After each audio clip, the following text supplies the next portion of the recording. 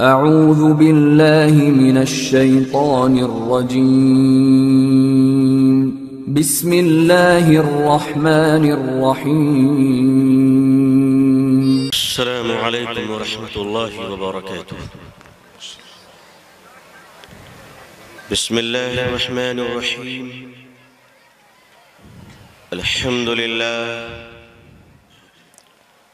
अल्हम्दुलिल्लाह वकफ़ा वसलामुन अला इबादिहि अल्लज़ीना इस्तफ़ा अम्मा बअद। अल्हम्दुलिल्लाह रब्बिल आलमीन वल आक़िबतु लिल मुत्तक़ीन वस्सलातु अला रसूलिहि मुहम्मदिन व अला आलिहि व अस्हाबिहि अजमईन। रब्बि इश्रह ली सदरी वयस्सिर ली अमरी वहलुल उक़दतम मिन लिसानी यफ़क़हू क़ौली। रब्बि यस्सिर वला तुअस्सिर वतम्मिम बिल खैर। Rabbi ज़िदनी इल्मा rabbi ज़िदनी इल्मा। अल्लाहुम्मा रब्बि ज़िदनी इल्मा व अल्हिक़नी बिस्सालिहीन। फ़अऊज़ु बिल्लाहि मिनश्शैतानिर्रजीम। बिस्मिल्लाहिर्रहमानिर्रहीम। वला तहिनू वला तहज़नू व अंतुमुल अअलौना इन कुंतुम मुअ्मिनीन। सदक़ल्लाहुल अज़ीम व सदक़ रसूलुहुन नबियुल उम्मियुल करीम। अल्लाहुम्मा सल्लि अला सय्यिदिना मुहम्मदिन व इत्रतिही बिअददि कुल्लि मअलूमिन लक। अल्लाहुम्मा सल्लि अला सय्यिदिना मुहम्मदिन अब्दिका व रसूलिका व अलल मुअ्मिनीन वल मुअ्मिनात वल मुस्लिमीन वल मुस्लिमात।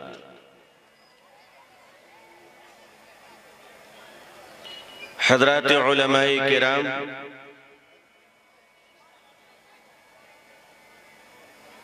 मेरे खैर ख़्वाह रफ़ीक़ मुहतरम हज़रत मौलाना महबूब आलम कासमी साहब,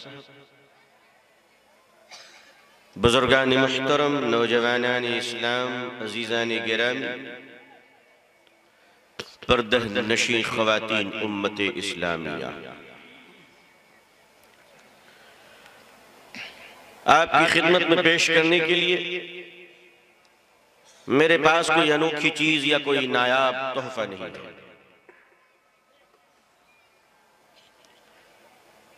मेरी थैली में कोई ऐसी जड़ी नहीं कि जिससे मैं कोसी के नदी में आने वाले बाढ़ का रुख मोड़ सकूं। मेरे हाथों में कोई ऐसा नुस्खा नहीं जो आपके तकदीर के धब्बे को मिटाकर कुछ खुशगवार गुलाब की पत्तियों से इश्क और मोहब्बत की गजलें पैदा कर सके। अज़ीज़ान मिल्लत, मेरी बदनसीबी ये है कि मैं एक ऐसी कौम का तर्जमान और एक ऐसी मिल्लत का गुलाम हूं जो मिल्लत बेवज़न है, जो मिल्लत बेहिस है। मैं एक ऐसी कौम और जमात का फर्द हूं जो अपनी जिंदगी की शुरुआत सुबह की शुरुआत खाने से करती है और रात का खात्मा खाने पर खत्म कर देती है। मेरी कौम ने आज तक अपनी जिंदगी का हिसाब नहीं किया। मैं पागल हूं जो आपसे हिसाब की बातें करता हूं, लेकिन हां, अगर मैं पागल हूं, दीवाना हूं, तो दीवाना ही सही, शायद मेरे बाद तुम्हें कोई ऐसा दीवाना भी ना मिल सके जो तुम्हें बता सके। मेरी कौम के लोगों में चीख चीख कर तुम्हें बता रहा हूं कि देखो, मुझे इस बात की फिक्र नहीं है कि तुम्हारी मस्जिदों का क्या होगा, तुम्हारे मदरसों का क्या होगा। मुझे फिक्र इस बात की है कि 25 सालों के बाद तुम्हारी औलादें मुसलमान भी रहेंगी कि नहीं रहेंगी।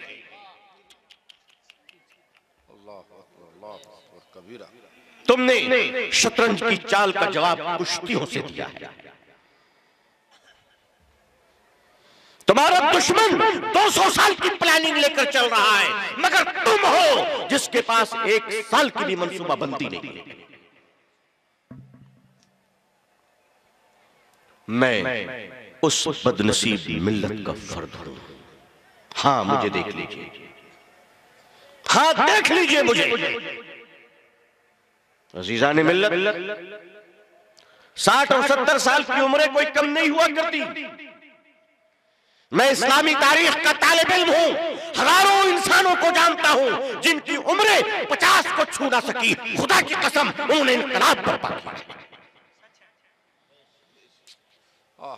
हुज्जतुल इस्लाम बानी देवबंद मौलाना कासिम नानोतवी को उम्र के 50 साल भी नसीब नहीं हुए थे। इनकलाब उन्होंने बर्पा किया। मेरी कौम के लोगों, आज भी तुम्हारे पास अगर इलेक्शन का कोई एजेंडा है तो सिर्फ इतना ही एजेंडा है कि कौन सी हुकूमत आएगी कि गोश्त की इजाजत बाकी रहेगी और कौन सी नहीं आएगी कि गोश्त बंद हो जाएगा। ओ मिल्लत के लोगों, कबाब टिकिया से आगे बढ़ो, जहां और भी तुम्हारी मुंतज़िर है। सियासत के ऐवानों में गुलामी करने वाले लोगों, अपने आप को तुम लीडर समझते हो। मैं जानता हूं कि तुम लीडर नहीं हो। तुम मिनिस्टर बन सकते हो, लीडर नहीं बन सकते। हिंदुस्तान की पॉलिटिकल पार्टियां तुम्हें दामाद बना सकती है, हिंदुस्तान का लीडर कभी नहीं बना सकती। तुम्हारी बदकिस्मती ये है, तुम्हारी बदकिस्मती ये है कि काफिर तुम्हें मुसलमान समझते हैं, मुसलमान तुझे काफिर समझते हैं। ये तुम्हारी बदकिस्मती है। ना तुम घर के हो, ना घाट के हो। तुम फख्र समझते हो कि तुम्हारे जनाजे पे वजीर आला आ जाए तो तेरी मग़फ़िरत हो जाएगी। तुम इतने भिखारी बन गए। जिस कौम ने अपनी औलाद को इस काबिल न बनाया हो कि बाप का जनाजा बेटा पढ़ा सके, वो बाप अपने आप को कामयाब न समझे। मत बनाओ हाफिज कारी। तुमसे किसने कहा हाफिज कारी बनाने के लिए? बंद कर दो अपने चंदों को मदरसों को देना। अगर आपको लगता है कि मालदारों के टोकन से खुदा का दीन का काम चल रहा है तो बंद कर दो, ताकि ये मौलवी भी खुदा के सामने रोना सीख ले कि जो खुदा कौम बनी इस्राइल को भटकाकर हजरत मूसा के सदके 40 साल तक उनको मनो सलवा खिलाता रहा, उस रब्बे जुल जलाल को हम पुकार कर कहेंगे कि मौला, मुस्तफा के गुलामों को तो भूखा कैसे रख सकता है? नहीं चाहिए तुम्हारे पास। हम सिर्फ तुमसे इतना कहने आए हैं, सिर्फ इतना कहने आए मेरी कौम के लोगों, अपने बेटों को अपने जनाजे की नमाज पढ़ाने के काबिल बना दो। अपनी बेटियों को अपनी माँ के जनाजे के गुस्ल देने का सलीका सिखा दो। मत करो मुझ पर कोई एहसान, अपने आप पर एहसान करो। बंद करो ये सब ढकोसले जिसकी राहदारी और शाहराहों पे तुम्हें गुजरगाह अजनबी मुसाफिर की तरह चल रहे हो। तुम्हें क्या खबर कि तुम्हारा माजी क्या था? मेरे बुजुर्गों, जिस दिन तुम मजबूत हो जाओगे, हिंदुस्तान की फिरका परस्त पार्टी भी सेकुलर हो जाएगी। जिस दिन तुम कमजोर हो जाओगे, वक्त का सेकुलर भी फिरका परस्त बन जाएगा। मेरी कौम के लोगों, तुम्हारी ताकत का दूसरा नाम हजरत उमर बिन खत्ताब है। तेरी बुज़दिली का दूसरा नाम फित्ने तातारी है। फैसला करो आप कहां जाना चाह रहे हो। तय करना है और आपको इसी दुनिया में तय करना है। आखिरत में इसका मौका आपको नहीं मिलेगा। ये जो आपको जिंदगी के याम मिले हैं, मेरी कौम के लोगों, उठो और इनकलाब पैदा कर दो। बंद करो इस पॉलिटिकल पार्टियों को ज्वाइन करना, बंद करो इनके झंडों को उठाना, बंद करो इनके डंडों की गुलामी करना। आओ, खामोश रहो, खामोश रहो। अपना फैसला जिस दिन सुनाना होगा, इलेक्शन में सुना देना और कह दो कि अब हम जिएंगे तो इस तरह जिएंगे कि अगर खानकाहों से उठेंगे तो शेखुल इस्लाम बनकर, यूनिवर्सिटियों से निकलेंगे तो एपीजे अब्दुल कलाम बनकर। ये फैसला करो, वरना तुम जी नहीं पाओगे। ये मैं तुम्हें कह दे रहा हूं। मुझे पता नहीं मैं कब तक जिंदा रहूंगा, अल्लाह जानता है। लेकिन मैं आपको बताकर जा रहा हूं कि अगर अपनी नस्लों को काफिर बनने से बचाना है तो खामोश रहकर अब नुस्खे नबवी और राह सुन्नत पर अमल कर कर एक इनकलाब पैदा कर दो। वरना मेरे बुजुर्गों, जब आग लगती है थोड़ा वक्फा तो होता है गरीब की झोपड़ी और अमीरों के महल में, मगर जलते दोनों ही, जलते दोनों ही। उम्मत मुस्लिमा की सूरत हाल जिन राहों पर इस वक्त चल रही है, आपने देखा पुलवामा से लेकर न्यूजीलैंड तक हादसों में मरने वाले दोनों ही तरफ फिगर ऑफ डेड बॉडीज तकरीबन सिमिलरिटी है दोनों के अंदर, लगभग 49-50 यहां भी और लगभग 49 वहां भी। मगर आप गौर कीजिए कि जब बदनसीब हादसा पुलवामा में होता है तो हर मुसलमान चीख पड़ता है, लेकिन जुमे की नमाज में न्यूजीलैंड की मस्जिद में एक सफेद दहशत गर्द ने मासूम और बेकसूरों को जब गोलियों से भुना तो हिंदुस्तान अभी भी सोच रहा है कि उसे बोलना चाहिए कि नहीं बोलना चाहिए। उसकी वजह क्या है? उसकी वजह यह कि अब आप उनके किसी काम के नहीं, आप उनके किसी जरूरत के नहीं है। जब कौमें बेकाम बन जाया करती है, मेरी कौम के लोगों याद रखो, हम तुम्हारे चौधरियों को भी जानते हैं, थाना का चपरासी भी तुम्हारे चौधरी से नहीं डरता है, वो तुम्हारे घूस की वजह से तुमको मुंह लगा लेता है। तुम्हारी कोई इज्जत थोड़ी है, अजमत थोड़ी है। हम समझते हैं थाना में मेरी बहुत चलती है, तुम्हारी नहीं चलती है, वो 2000 नोट की चलती है। तुमको किसने कहा कि तुम्हारी चलती है? अजीजाने मिल्लत, आपको देने के लिए मेरे पास कोई नुस्खा नहीं है सिवाय इसके कि हजरत इमाम मालिक ने कहा था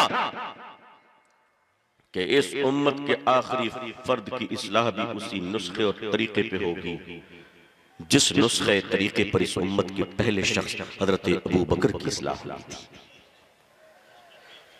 इस रोए जमीन पर हजरत मोहम्मद सल्लल्लाहु अलैहि वसल्लम से बड़ा हमारा कोई लीडर नहीं है। मुसलमान रोते हैं ना, हमारा कोई लीडर नहीं, हमारा कोई लीडर नहीं। अरे जिसका कोई लीडर नहीं उसके गली गली में लीडर होते हैं। मुसलमानों और तमाम मसलक के मानने वालों, हमारा तुम्हारा मुत्तफिका लीडर है। कयामत तक कोई दूसरा नबी आने वाला नहीं। मोहम्मद मुस्तफा की नबूवत चल रही और चलती रहेगी इंशाअल्लाह। कयामत तक हमारे तुम्हारे लीडर हजरत मोहम्मद सल्लल्लाहु अलैहि वसल्लम है। लोगों, अगर तुम अपने बच्चों की परवरिश करना चाहते हो तो चलो रसूलुल्लाह के दरबार में और पूछो कि आपने अपनी बेटी हजरत फातिमा की परवरिश कैसे की थी। लोगों, अगर तुम अपनी जवानी गुजारना चाहते हो तो मक्के की शाहराहों पर उस 25 साल के जवान को जरा देख लो जो गुलाम मैसरा के साथ तिजारत भी करता है, खदीजा को प्रॉफिट का माल भी ईमानदारी से वापस करता है। मक्का जिसकी जवानी में बूढ़ों ने यह कह उठा हो कि अमीन आ रहा है, सादिक आ रहा है, ईमानदार आ रहा है। लोगों, अपनी जवानी के नहज को दुरुस्त कर लो। लोगों, अगर तुम अपनी बीवियों के शौहर हो तो हजरत खदीजा के शौहर से पूछ लो कि बीवी के साथ सुलूक कैसे किया जाता है। हजरत आयशा के शौहर से पूछ लो कि शौहर की बीवी के साथ सुलूक कैसे की जाती है। अगर तुम अपनी बेटियों के बाप हो तो हजरत फातिमा के बाप से सीख क्यों नहीं लेते कि अपनी बेटियों की जिंदगी सवारी कैसी जाती है। लोगों, अगर तुम जंग के मैदान के सिपाही हो तो चलो जरा बद्र के मैदान में चिलचिलाती हुई गर्मी रमजान के महीने में उस छप्पर के नीचे खड़े होने वाले इमामुल अंबिया के किरदार को क्यों नहीं देख लेते, जो कभी सफेद दुरुस्त करता है तो कभी सजदों में गिरकर खुदा के सामने गिड़गिड़ाता है। लोगों, अगर तुम मस्जिद के इमाम हो तो मदीने की मस्जिद के मुसल्ले पे खड़े होने वाले वो इमामुल अंबिया का किरदार क्यों नहीं देख लेते कि मुक्तदियों से उसका हुस्न सलूक क्या रहता है। सल्लल्लाहु अलैहि वसल्लम वो कौन से पहलू है जो नबी करीम सल्लल्लाहु अलैहि वसल्लम ने अपनी उम्मत को नहीं बताया। आज अगर ये कौम, ये उम्मत ये कहती है फलाने मसले का हल नहीं है, तो वो मौलवी को नहीं बराह रास्त रसूल अल्लाह के बारे में तौहीन कर रहा है सल्लल्लाहु अलैहि वसल्लम। आपकी पहुंच नहीं हुई इसका मतलब ये नहीं कि मंजिल नहीं है। मुसाफिर थक कर बैठ गया है ये अलग बात है, वरना मंजिल तो हमारा इंतजार कर रही है। अजीजाने मिल्लत, इस्लामी तारीख की वो शानदार पूरी तारीख, पूरा उसका माजी और शानदार रिवायत हमारे सामने मौजूद है। और उसका तकाजा यह है कि हमें पुकार पुकार कर इस्लाम ये आवाज दे रहा है कि मुसलमानों, तुम्हारे लिए कोई दूसरा तीसरा रास्ता नहीं है। तुम किसी भी मसलक पे रहो, तुम किसी भी चटाई पे बैठने वाले हो, तुम किसी भी पीर के मुरीद बनो, तुम किसी भी इमाम और मौलाना के मुक्तदी बनो, लेकिन याद रखो कि तुम्हें एक बात पर अपना मसला तय करना है, और वो बात ये है कि तुम सब कुछ होने से पहले एक मुसलमान हो। आज इस दुनिया को तकलीफ क्या है? कल जो 49 लोगों को फायरिंग में मारा गया, उसके 87 पेज का मैनिफेस्टो आज नेट पे डाला गया है। मैंने उसके 2-4 ही सफात पढ़े, 87 पेज पढ़े। उसने क्या लिखा? उसने पेज पे लिखा है कि मैं खिलाफत उस्मानिया, सल्तनत उस्मानिया जो तुर्की ने 1610 में कायम किया था, मैं उसका इंतकाम लेने के लिए आया। नहीं, वो इंतकाम की बात करता है, हम माफी की बात करते हैं। ये हमारा ज़र्फ है, ये हमारा ज़र्फ है। हम कहते हैं हम माफ करने की वाली कौम है। उम्मत मुस्लिमा, आपको 2-3 चीजें ठीक करनी पड़ेंगी अगर आप जीना चाहते हो। नफरत का मुकाबला आप नफरतों से नहीं कर सकते, दुनिया में जंग का मुकाबला आप हथियारों से नहीं कर सकते, और ना करना चाहिए। आपको करना क्या है? आपको करना यह है कि आप शहद की मक्खी बन जाइए, शहद की मक्खी बन जाइए। जरा उस मक्खी की फितरत को तो देखिए। अल्लाह ने शहद की मक्खी को फरमा दिया कि तुझे हजारों फूलों के रसों को चूस चूस कर मेरे बंदों के लिए मीठा शहद का छत्ता जमा करना है।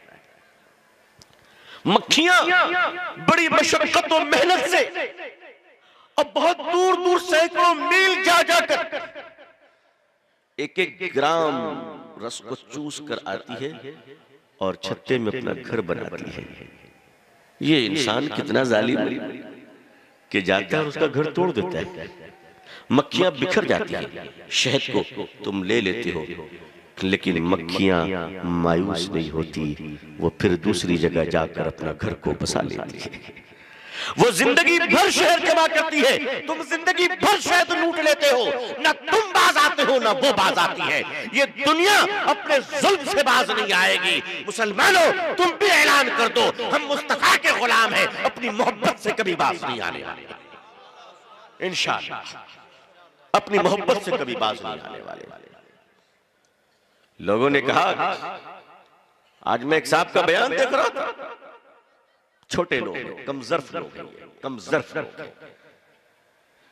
टेलीविजन पर डिबेट करते हुए कह रहे वो कि न्यूजीलैंड का अटैक ये इस्लाम के खात्मे का दौर चल रहा है, नाउजुबिल्लाह। अगर तुम कहते हो कि इस्लाम मिट जाएगा, मैं कहता हूं खुदा की कसम इंशाअल्लाह हम खड़े होंगे और तुम्हारी औलादे कलमा पढ़ लेंगी इंशाअल्लाह, तुम्हारी औलादे कलमा पढ़ लेंगी। याद रखना, इस्लाम किसी मौलवी का दीन नहीं, ये अल्लाह का दीन है। इसे बरकरार अल्लाह रखेंगे, ये अल्लाह का फैसला है। इसमें कोई हिचकोले कोई पैदा नहीं कर सकता। खुदा का दीन है और दीन रहेगा। इस्लाम जिंदा है और जावेद रहेगा कहीं इंशाअल्लाह। इसमें किसी किस्म के किसी तरद्दुद और मायूसी की जरूरत नहीं है। और मुसलमानों, तुम इस्लाम की फिक्र मत करो, इस्लाम जिंदा है, जिंदा रहेगा। अपनी फिक्र करो, अपनी फिक्र करो भाई, अपनी फिक्र करो। हमारा क्या होगा, क्योंकि गाड़ी पे जो बैठेगा वही मंजिल पे पहुंचेगा, जो गाड़ी की खामियां निकालेगा वो अपनी जगह बैठा बैठा सड़ जाएगा। ये खुदा का दीन है, इस्लाम का सफर जारी है। जो जिंदगी का मुसाफिर अपने आप को सुपुर्द कर दे शरीयत और सुन्नत के, वो खुदा का वली बनकर जिएगा। वरना अबू जहल मर गया, फिरौन मर गया, क्या बिगाड़ लिया किसी ने इस्लाम? कोई कुछ नहीं बिगाड़ सकता। मुसलमानों, अब माफी का सिलसिला शुरू करो। कोई इंतकामी गुफ्तगू नहीं, नफरत की जबानें बंद करो मेरे बुजुर्गों, बंद करो। 4 मुसलमान खड़े होकर अगर कहीं चाय पी रहे हो तो उसमें एक कम से कम गाली जरूर बकता है। यह आपका कैरेक्टर है। आप कहते हैं दुनिया आपसे नफरत क्यों करती है? इस दुनिया को इस्लाम से नफरत नहीं है, मुसलमानों के लक्षण से नफरत है। इस्लाम से नफरत नहीं है। मुझे याद आता है वो वाकया जब मिस्टर नोबेल थॉमस, जो ब्रिटेन के चर्च के फादर थे, उन्होंने मजहब का तकाबुली मुताला शुरू किया। बहुत पुरानी बात नहीं, 35 से 38 साल कबल की बात है, सन 80 के बाद का वाकया है। उन्होंने इस तकाबुली मुताला शुरू किया मजहबों का, अदियान का, कि कौन सा मजहब सही है। और इस्लाम से उसे तकलीफ थी। मजबूर होकर बाज आकर अब कोई रास्ता नहीं बचा तो उसने कहा चलो इस्लाम को भी पढ़ लेते, और उसने कुरान का मुताला शुरू किया। तो वो कहते हैं कि मेरे पास कुरान और हदीसें किताबें खरीदने को पैसे नहीं थे, मेरे पास एक कार थी, मैंने कार बेचा, कुरान खरीदा। क्या बेचा? कार बेचा, कुरान खरीदा। मुसलमान हुआ वो। दौरे पे निकला, मक्कतुल मुकर्रमा गया, उसने काबतुल्लाह की जियारत की, रौज़ अक़दस सल्लल्लाहु अलैहि वसल्लम पे फातिहा पढ़ा, और जब वापस वो हिंदुस्तान आया बॉम्बे, तो बॉम्बे के मुसलमानों ने उनको इस्तक़बालिया दिया और कहा कि आप कुछ फरमा दो हमें। तो वो हमारा नौ मुस्लिम भाई बॉम्बे के मुसलमानों को जब खिताब करने के लिए खड़ा हुआ तो उसने कहा, मुसलमानों, तुम में और हम में फर्क ये है कि मैं कार बेचकर ईमान खरीदा हूं, तुम ईमान बेचकर कार खरीदते हो।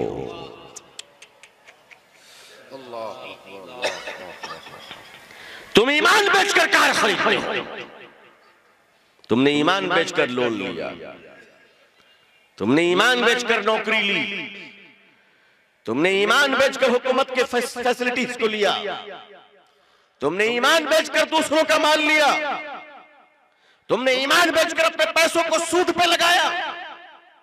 एक मुसलमान सूदखोर हो सकता है?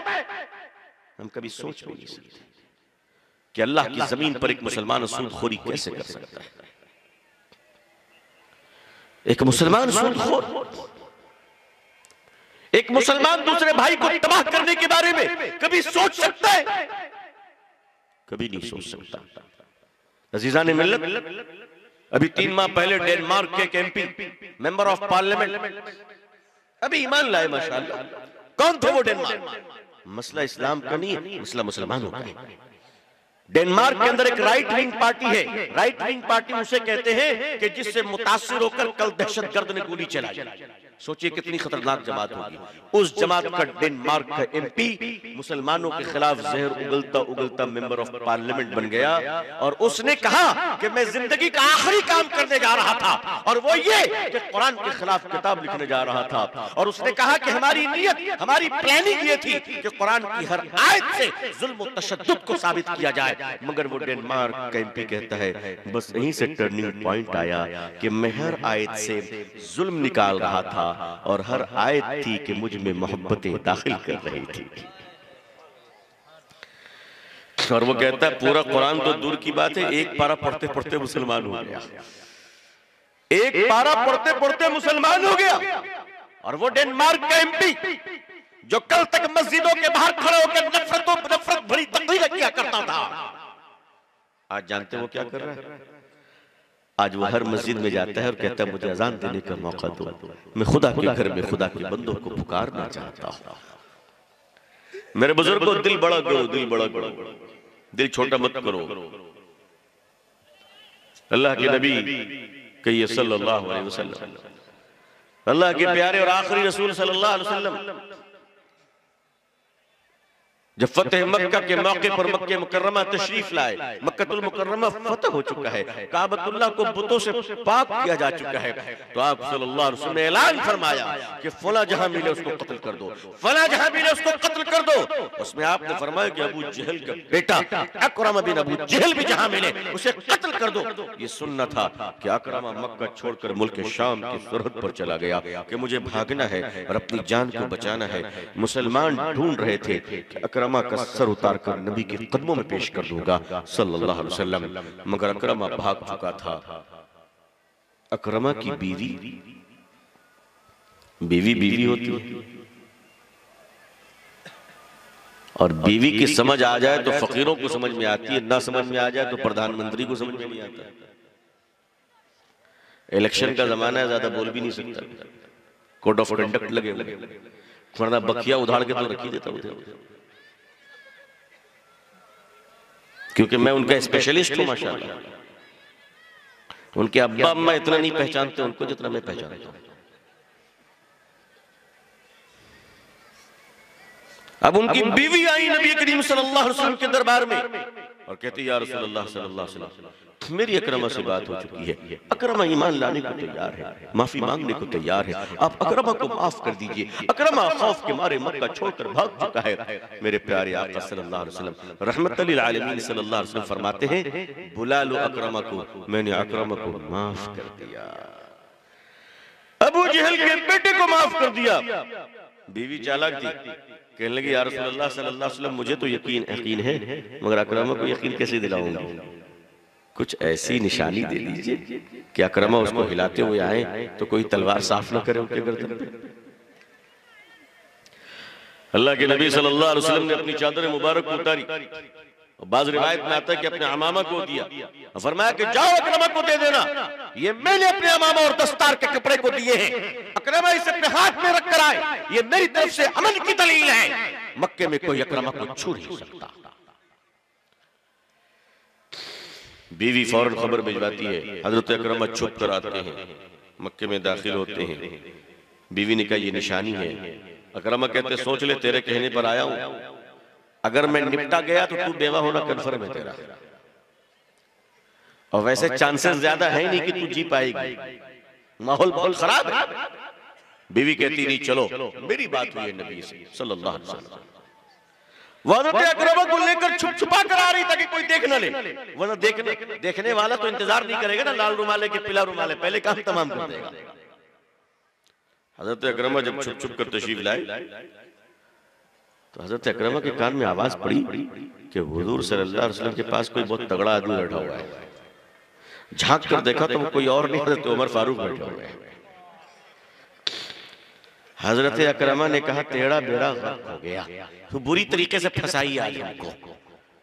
बीवी कह रही नहीं मैंने माफी मांग ली है। अल्लाह की बंदी, जिन्होंने माफ किया उनका मामला नहीं है, मामला तो खान साहब का है। ये किसी को माफ थोड़ी ना करते हैं, ये पहले निपटते हैं बाद में बात करते हैं। हुजूर से तो बचा लेगी सल्लल्लाहु अलैहि वसल्लम, हजरत से कैसे बचाएगी? ये उमर है, ये उमर है जिनसे सुबह शाम शैतान भी पनाह मांग कर निकलता है कि हत्ते चढ़ गया तो कयामत तक की उम्र तो खुदा से मांगा तो उमर निपटा देंगे, और अल्लाह ताला भी मांग लेंगे कि मेरा उमर है, मेरा उमर। अब ये जो मियां बीवी की खुसुर फुसुर थी, ये हज़रत उमर के कान में भी पड़ गई। अच्छा, उनके भी कान का सिस्टम बड़ा अच्छा था माशाल्लाह, क्योंकि वो हेडफोन तो लगाए नहीं रहते थे कान में हर वक्त। उन्होंने जो देखा तो अच्छा अकरमा आया हुआ है, बस इनका भी 11,000 का वोल्टेज ऊपर चढ़ा तो कहा कि अकरमा आया हुआ है, ठहरो। आहिस्ता से हाथ बढ़ाए तलवार की तरफ।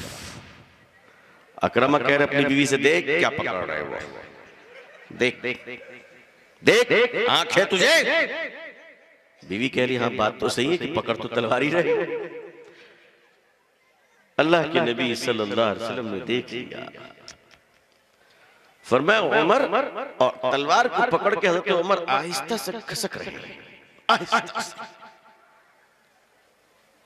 अल्लाह के प्यारे नबी सल्लल्लाहु अलैहि वसल्लम की अदाएं देखिए, अदाएं। फरमाते उमर कहाँ जा रहे हैं, कहाँ जा रहे हैं? हज़रत उमर फरमाते हैं या रसूलल्लाह सल्लल्लाहु अलैहि वसल्लम इस्तिंजा लगी, जरा इस्तिंजा करके आ। आका ने फरमाया अच्छा, तो इस्तिंजे में तलवार की क्या जरूरत है? हज़रत उमर ने फरमाया आदत खराब पड़ी हुई है, बगैर तलवार के इस्तिंजा ही नहीं होता। अल्लाह के नबी सल्लल्लाहु अलैहि वसल्लम फरमाया उमर बैठो बैठो बैठो बैठो बैठो बैठ बैठ, नबी का हुक्म। और उधर हज़रत अकरमा लेकिन चुपचाप खड़े हुए, उनकी गाड़ी का गियर आगे नहीं बढ़ रहा। वो कह रहे या अल्लाह या रहमान जलाल तू आई बला टाल तू, किसी तरह हज़रत उमर को घसका था कि मैं जाऊं। हजरत उमर ने फिर आहिस्ता से तलवार पकड़ी और फिर उठना चाहा। आका ने फिर कहा सल्लल्लाहु अलैहि वसल्लम, उमर बैठो, बैठ। तीसरी बार जब हजरत उमर फिर उठना चाहे तो मेरे आका सल्लल्लाहु अलैहि वसल्लम ने फरमाया, उमर बैठ जाओ, मैं सब समझता हूं, यही वो तलवार है जिसको लेकर तुम मेरी गर्दन उतारने आए थे। ऐ उमर, तारे हकम में जिस तरह मैंने तुझे माफ कर दिया था, उठकर तुम भी अकरमा को माफ कर दो, माफ कर दो, माफ कर दो, माफ कर दो।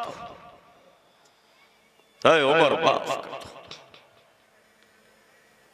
वो मेरे आका थे सल्लल्लाहु अलैहि वसल्लम जो हजरत अकरमा को उठा देते हैं, हजरत उमर को उठा देते हैं और वो अकरमा से लिपट जाते हैं और फरमाते हैं हजरत उमर, अकरमा मेरी तलवार से आज तुझे कोई नहीं बचा सकता था, मगर मेरे आका के हुक्म ने उमर को गुलाम बना रखा है, गुलाम बना रखा है।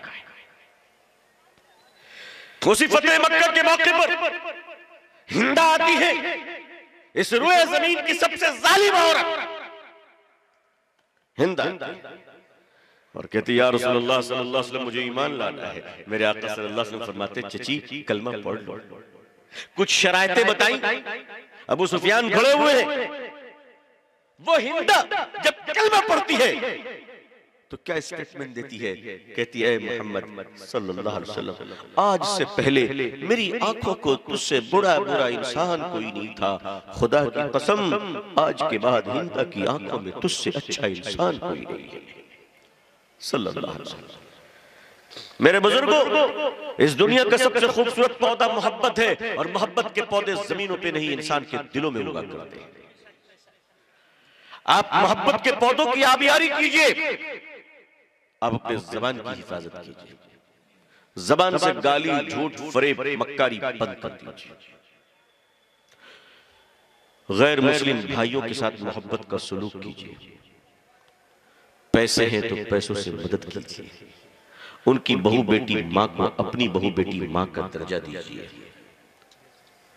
मस्जिदों के दरवाजे पे तेल पानी लेकर तो वो पहुंच ही चुके हैं, 70 साल गुजर गए, अंदर आप बुला नहीं सके, अभी तक नहीं बुला सके। देखो खुदा क़यामत के दिन पूछेगा कि मेरे बंदे को मेरे दरवाजे तक पहुंचा दिया था, तेरे जुल्म ने उसे अंदर आने नहीं दिया, अंदर आने नहीं दिया। मुसलमानों खुदा क्या जवाब दोगे कि इस मुल्क के लोग 3 करोड़ खुदाओं की प्रस्तिश करते हैं, 3 करोड़ खुदा के मानने वालों को तुम एक खुदा का तारुफ नहीं करा सके, क्या जवाब?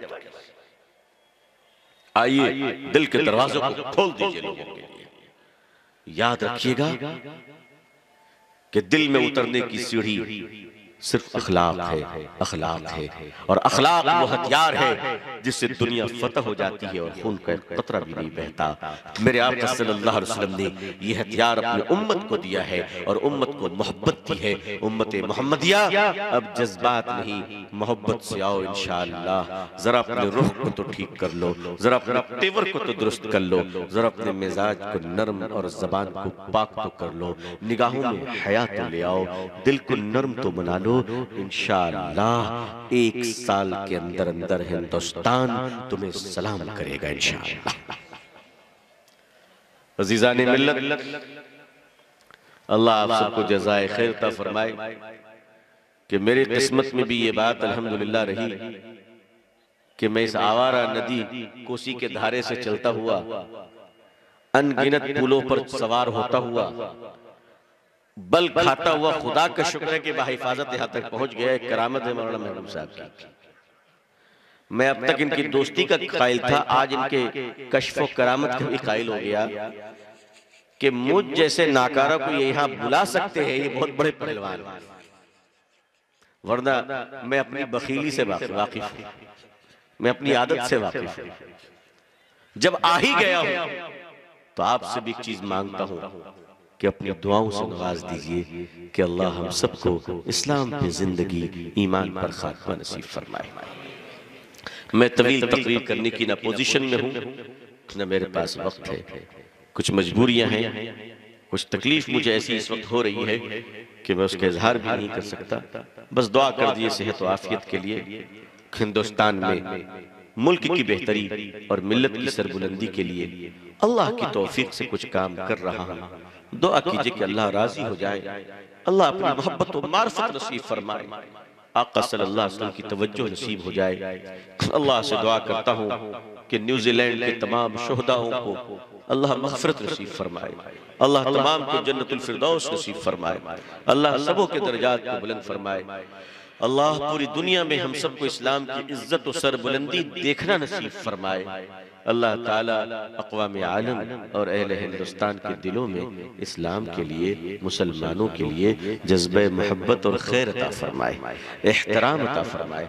अल्लाह हमारे भारत में अमन और शांति अता फरमाए। हिंदुस्तान के बॉर्डर, सीमा और सरहदों की अल्लाह हिफाजत फरमाए।